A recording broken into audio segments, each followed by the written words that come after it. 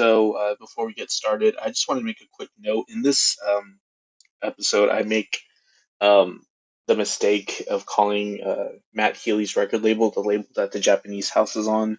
That is not entirely true. Dirty Hit is the name of the label, and that is simply the one that the 1975 is on, or at least started on. Matt Healy was simply helping produce on the label. So, just a quick note. Thanks. Hey, how's it going, everyone? It's the music reviewer here, and today I am doing a new podcast series for you guys. Um, it will be titled "Worth a Listen," and what "Worth a Listen" is going to be is just me going to past albums I've really enjoyed over the years, or albums that are over a month old that I overlooked that they need to be shared. The reason this is going to be different from my album review series because I'd like to keep my album review series of things that are recently released, not anything really over a month old. But yeah, the first episode of Worth Listen is going to be the debut album from the Japanese house Good at Falling. Um, if no one's familiar with the Japanese House is a dream pop and indie band from England. Um, so yeah, I'm letting you know right off the bat um, what kind of genre the Japanese House is, and if you're expecting like a different kind of band. Sadly, it will not be this episode, but I will review all genres on Worth a Listen. And before we get started, I'll just let everyone know that my most recent album review was over Phoebe Bridgers' latest album. I really enjoyed that one quite a bit, and go ahead and check that review out if you haven't, if you're interested in Phoebe Bridgers' music. Um, I'll also be releasing another Best and Worst track of the week shortly. So yeah, thanks for tuning in, and yeah, we'll get started. So I guess part of the reason I started this podcast um, was because I wanted to talk and have a sort of community eventually of people that like music that are really into listening to albums and expressing their ideas and just having a dialogue. So I feel like there's going to be over the course of however long I do this a few albums I'm going to want to talk about. Um, and honestly, this album by the Japanese House wasn't something I particularly was ever going to really cover. I only recently just started listening to this, and it was released in 2019. Um, the Japanese House reminds me of a lot of artists that I've grown quite fond of over the years, um, mainly because of the similarities of how the music is created with just one person under the moniker of a name. I can give examples like Wild Nothing, Alex G, just to name a few, George Clanton.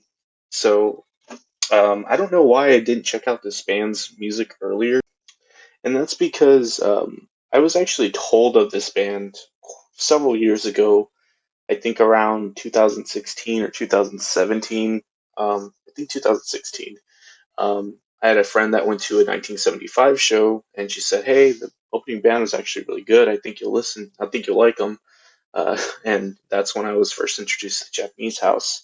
I'm not entirely sure if I even tried listening to them. I think I might have played a song, but for whatever reason, I didn't really care.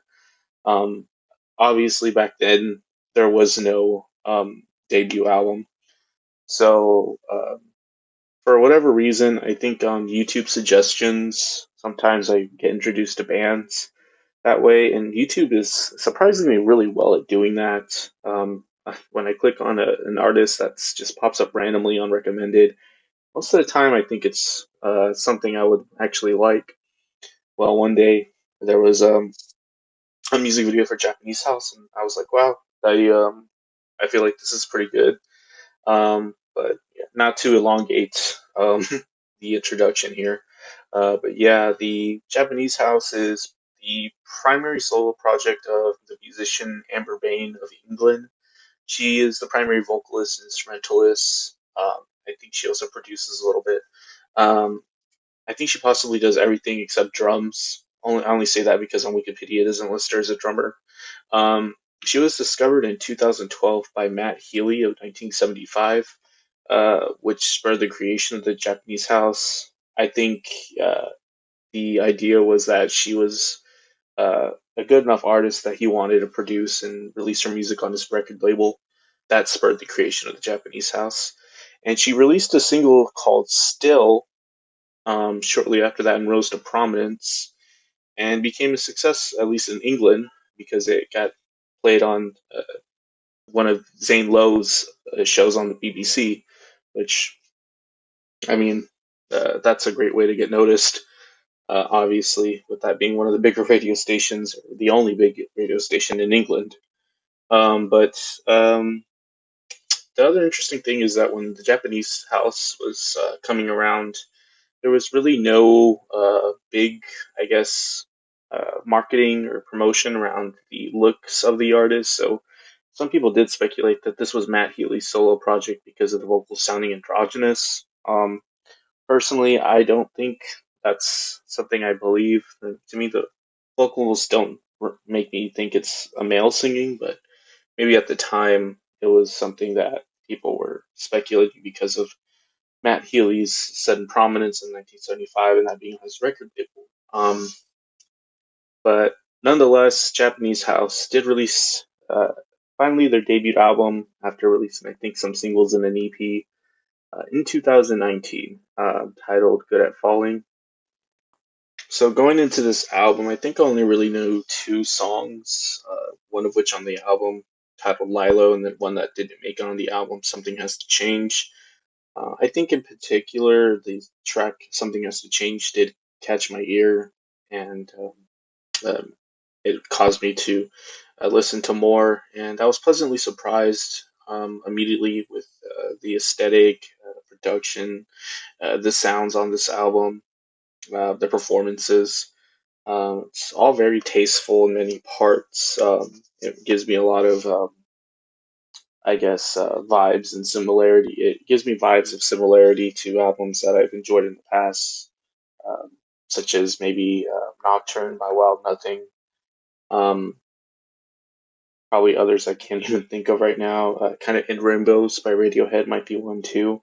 And then overall, I think this is a concept album as well because some of the songs do bleed into each other. So uh, yeah, a very similar aesthetic from track to track. Not a lot of different styles being played around here. But immediately, just starting off, the intro track is an ambient synth piece that has like this industrial like production with the drums.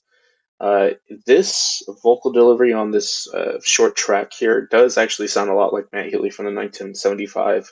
One of the only times on this album that happens, I think. But there's like a dark ambience to this track. Um, Although it's just an intro track, it's very incomplete sounding, but it leads us into one of the highlights on this album immediately, titled "Maybe You're the Reason."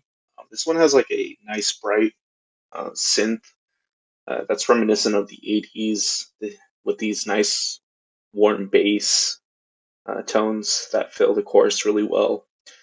It has a really big and hooky chorus. It's obviously very poppy, and that's what they're going for. Some nice embellishments in the production. The harmonies are tasteful. Has a nice reverby guitar. Um, the choruses are probably the main ear grabbers here. They're very catchy and uh, they they give the tracks a lot of listenability. I think that's one of the strong suits in the music of the Japanese house. We Talk All the Time is probably my favorite song and the next song on this album. It has like this abrasiveness to it in the track, but this subdued nature. If that's probably the best way I can describe it. The track develops quite nicely, especially when the chorus hits. It's another one of those songs where that chorus is just fantastic and has like this hard hitting bass line that comes in that's like very syncopated and like funk type. Um, it's executed kind of like in the fashion of like a funk bass line. Um, It has some weird synth sounds in the verses, and it colors everything nicely. But also, the track also has this mechanical and rigid texture with the drums. The drum tracks on this song and throughout the album are very good. Um, I love the mood and ambience that is used here in this track. If you don't check out the whole album, definitely try checking out at least the song "We Talk All the Time." Um, skipping over one track here, "You Seemed Happy" is another track I really was impressed by. There's some organic instrumentation with acoustic guitar. There's a nice compelling nature in the voice. Sorry, there's a nice compelling nature in the verse once the vocals hit. It's a very concise track that continues to satisfy until the chorus and back to the verse. So um, again, like the structure of the music is very blocky. You do definitely notice when a verse is there and a chorus is there. But all throughout the track, um, you can you definitely get the gratification when the chorus ends. It's so good when it transitions back to the verse. And the verses have an upbeat, poppy flair with how the drums are at the forefront, while the accompanying vocal line, while the drums accompany the vocal line and the acoustic guitar. This song has a very another. It's another one with a very hooky, and powerful chorus. The next track is quite good as well. "Follow My Girl." This one has like nice consistent energy in the track. The verse immediately has like a gratifying nature to it. Very similar bass line in there to "We Talk All the Time." I love the nice synth embellishments, the texture of this track. Um, the chorus hits with a lot of power and presence. It features a nice like guitar that embellishes the track. At this point in the album, a lot of things are staying consistent. It's very hard hitting like indie pop music. And I kind of just I'm drawn in. Something far too good to feel. That's the next track that I thought was a highlight. There's an ambience to it. I like the use of the organic instrumentation.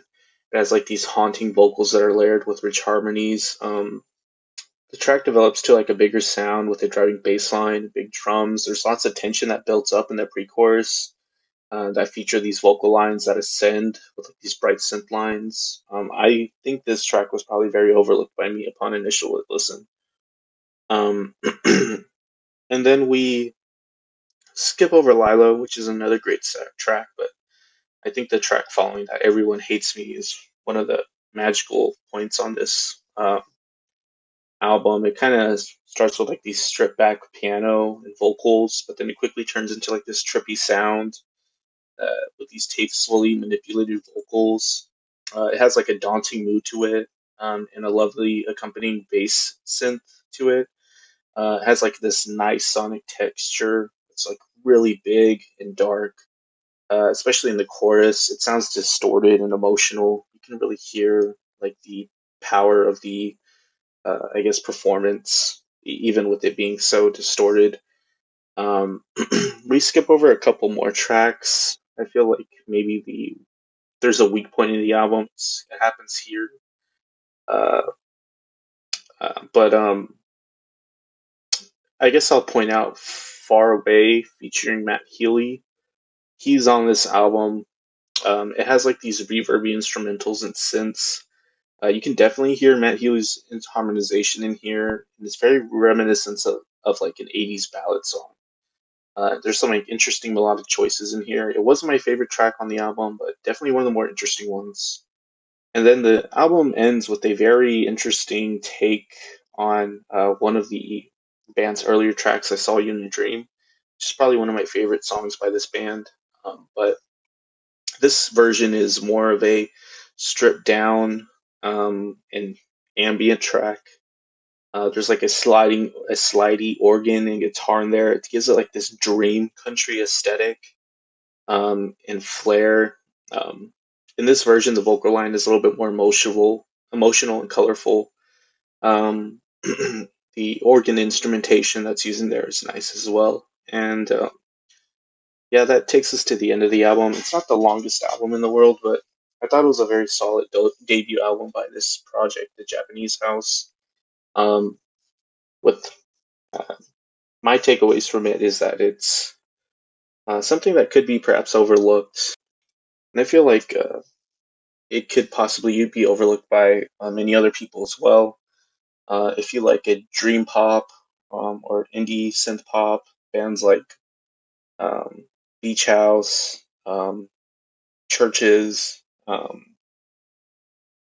Wild Nothing, this album might be for you, and I would rate it very highly if I was just reviewing it um, as a normal album review. But with this just being worth a listen, I think the main takeaway here is that uh, this album does deserve, in my opinion, just a little bit more attention.